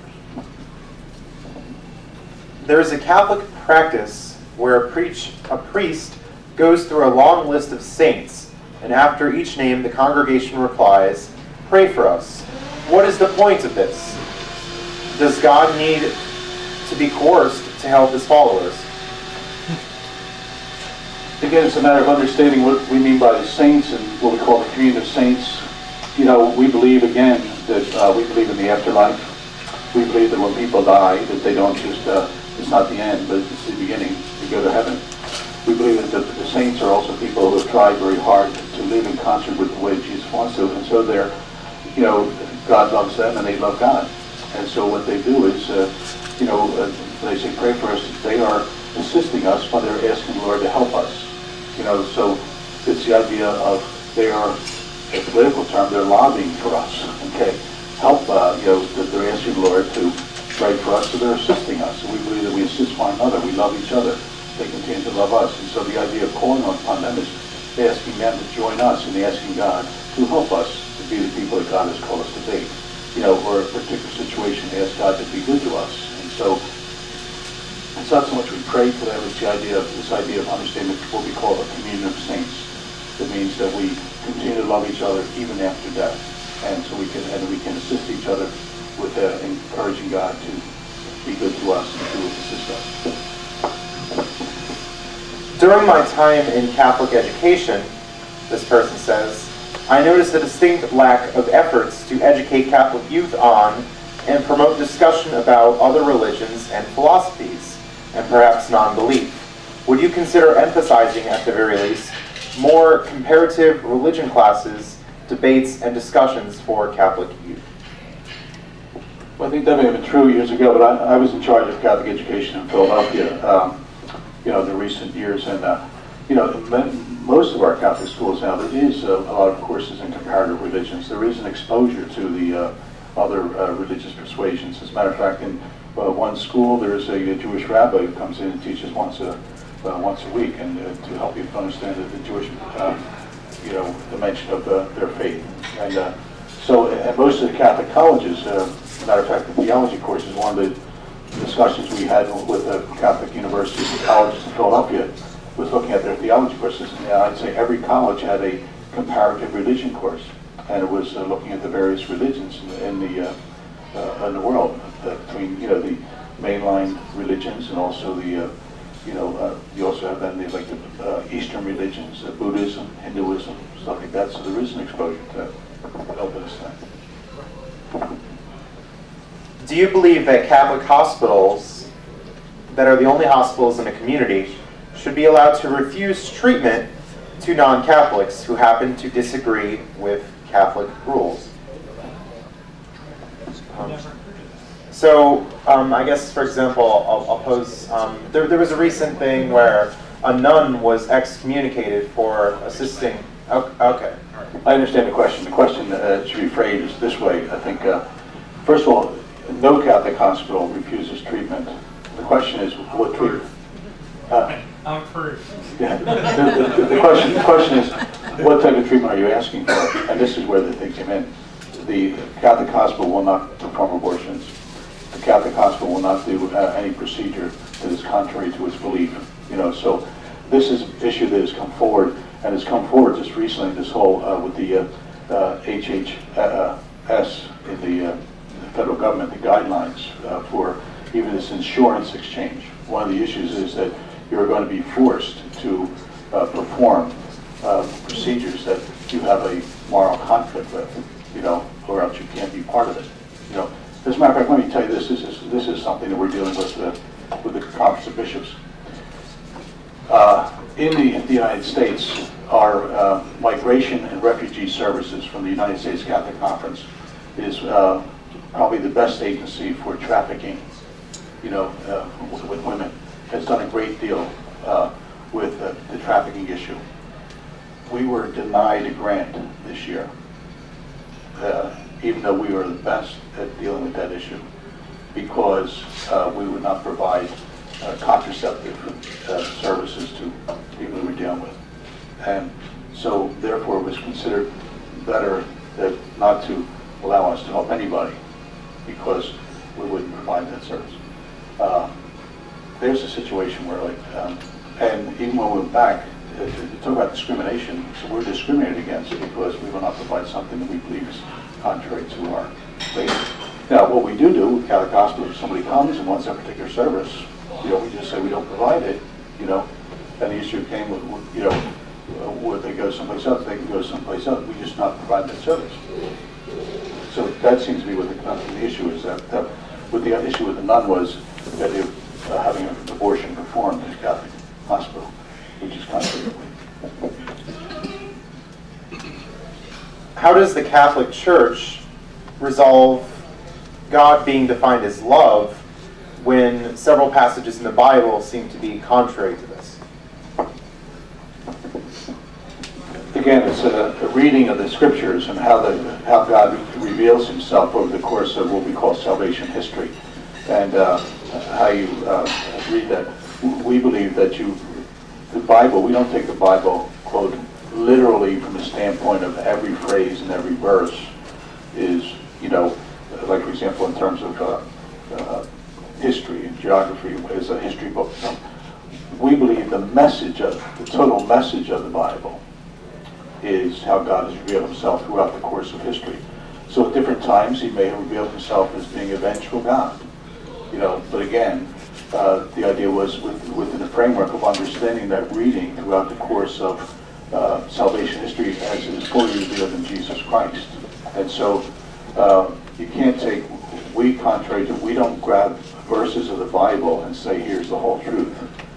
We understand the Bible as being the message of salvation that's revealed in and through Scripture that has to be understood in the fuller context, the full meaning of Scripture.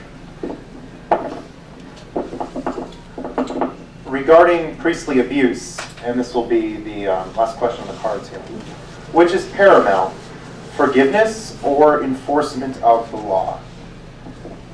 I think it's very clear. I mean, the question is tautology. We believe the enforcement of law is very much, and we will do everything we can to make sure that this doesn't happen again. And it's not a matter of what's in concert. What was done by these priests, hurtful, is wrong, and we wouldn't even try to defend it. Nor will we say that the church tries to aid and abet people to do that. And that's obvious from the last 20 years since this has showed up in the church. The number of priests who have been what we call laicized, reduced to the lay state, are no longer functioning priests for one incident of any type of behavior, and so the church has taken it very seriously. And so it's a matter of the law. The law, we follow the law, and the law is right. The law is true, and so therefore it's not an either or.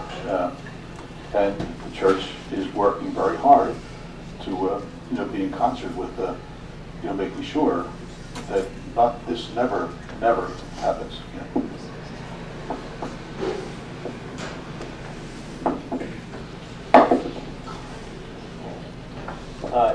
Before I forget, I do want to acknowledge he always arrives late, but I just want to acknowledge this is Rabbi Carl Choper, who's the director of the Interfaith Alliance of Pennsylvania. And I don't know if you want to have the opportunity to ask the bishop a particular question here towards the end. Here towards the end. Right now, like right now. Was there a particular question? Well, Yes, may I really, I appreciate the privilege. Rabbi Choper has been a guest of our organization a couple times in the past. Yeah, and we do participate with the Interfaith Alliance in many of their events. They do. The Interfaith Alliance, which among other things has a position that there is no freedom of religion without freedom from religion, which I suppose gets to my question. I have to say, first of all, this is an incredible event. I mean, I admire everybody here for doing this. I was shocked, really shocked to hear that it was going to happen. It was wonderful. And because dialogue certainly is one of the things that we encourage. There's two words that my question revolves around. It is that both liberty and anger. And what I mean is that in my experience also in dealing with lots of people of different faiths, when I encounter people who are alienated from their faith, it's when they're alienated and really angry, it's a good chance that they're Catholic.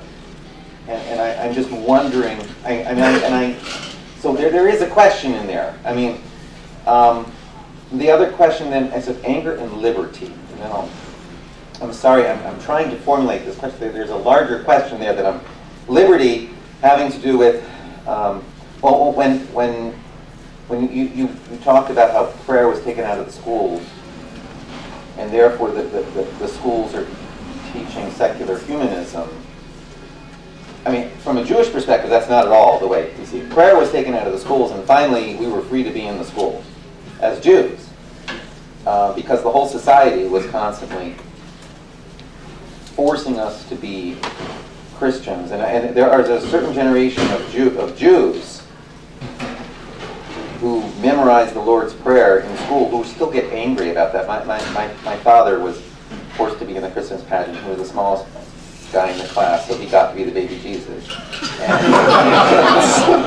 And it's like it still angers him to say so the fact that Jewish children today don't have to do that in public schools is a blessing, but it doesn't represent to us secular humanism. So the issue is what models internal to Catholicism does the church have for being part of a larger pluralistic society? Because the history of the Catholic Church up until 150, 200 years ago has been often like either being the society or being the ruling, or being connected to the ruling society outside of the Protestant world, where Protestant society they weren't allowed to be. So either they were there, or either they were the totality, or they weren't there. And all religions have to deal with it, but how does Catholicism deal with it? And what models internal to Catholicism is there for pluralism, being part of a pluralistic society? And thank you for letting me basically tell this question. Well, I appreciate the question, and the issue, there are a couple of things I would challenge. One is the idea of, the church being the dominant force over the past 200 years or so. Before 200 years. Before 200 years. Yeah, I would challenge that. You're talking about the idea of Christendom, I would challenge it somewhat. I mean, there's no question over the course of history, the church has been dominant at certain times. It's also been, oppressed, and from its very beginning. In the very beginning, the church was for the first 300 years. Christianity, they were fed to the lions. They were oppressed, and they continue to be oppressed today in many countries. Like, for example, in Egypt. Now, the Christians now are being slaughtered in Egypt. They're being slaughtered in the Middle East. They've been slaughtered in China. They've been slaughtered in Thailand. They've been slaughtered in Vietnam. They've been slaughtered. So the idea of dealing with a culture. I mean, if anybody has been oppressed, the Christians certainly know what it means to be oppressed and to be martyred. But having said that, and even the issue about, and I agree with you, about the idea of compare staying out of school. One of the reasons why we started our Catholic schools back in 1860 was because the King James Version of the Bible was what was being taught. Okay, but we get into this conundrum because we allow monopoly in public education. If we were allowed to use our public dollars for education, where people could have their schools with their dollars that they're paying, then that conflict wouldn't come in. That conflict would not exist. The conflict exists because it's been into a system, and we're still refused to move out of that system. And so therefore, while it was not respected back then, it's even not respected now. So that there is a predominating force. So we're just saying, in truth, let's get out of the system, and let's allow freedom, freedom of or freedom from, as you would choose it. But the idea of freedom to be able to, follow and educate our children the way we feel that's appropriate. So, so that's just in terms of people being angry at the church. Again, I'll go back to the idea of the church is made up of human beings, human institutions. We're not perfect. Hopefully, we're on the road to perfection, which is a lifelong journey, which is never found. Some people often are angry at the church, either because they've been hurt by the church for some particular reason, and anger is an emotion. It's very strong, And so again, when you're hurt, you strike back. When you're hurt, you attack, And I think a lot of that is what we see. People have been hurt, and so they attack and they fight back, And for those who have been hurt, I think that the church, throughout the course of its history, 2,000 years, Pope John Paul II, the year 2000, the year of millennium, one of the things he did was apologize for the egregious things that the church has done in the name of Jesus over the years. And it goes back to even killing ourselves. It goes back in to the Crusades, to the idea of the East and the West Church. The Christians, you have the East and the West killing each other. So everything being done in the name of Jesus. So there is that, and so we have to make sure. I think for people who are angry, what is the model? The model is really to, to see what is the true teaching of the church, and to make sure that my experience is one of somebody who's really following the teaching of the church, and not just somebody who's, sinful within the structure that may have been causing the problem. So that's how I would answer that. There are. And the church is not, members of the church, I'm not perfect. I always tell people, I may offend you unintentionally. We do that a lot. I can do something very innocuous, but you may be offended because of the way you perceive what I did, And so therefore, and because I'm a bishop, they say, well, that's the Catholic Church. Well, maybe just Bishop McFadden and what he did. It may not be the Catholic Church. And so some people become angry and they said, that's that guy, so that whatever he teaches is no good because he's supposed to be the witness. So as I say, we try to do the best we can to be a witness, to be Buddhist. But even in my own life, I'm sure there's people. I always tell people, I try to be a nice guy, but I'm sure there's people who don't like Bishop McFadden. That's just true. It's just our human nature. It is, for whatever reason, they may not just like me. But I hope that they don't, judge my faith, but judge our faith, the teachings of the church, based upon their experience, and maybe they don't like Bishop McFadden. So that was sort of how it answered. Listen, I do want to thank you. This has been, for me, a very good opportunity to come together. I hope we do come back, and it's. I like the format of the questions. As I said, we may not agree. We may agree, but we can certainly dialogue and just keep the dialogue in that. So I thank you for the opportunity to just address you immediately.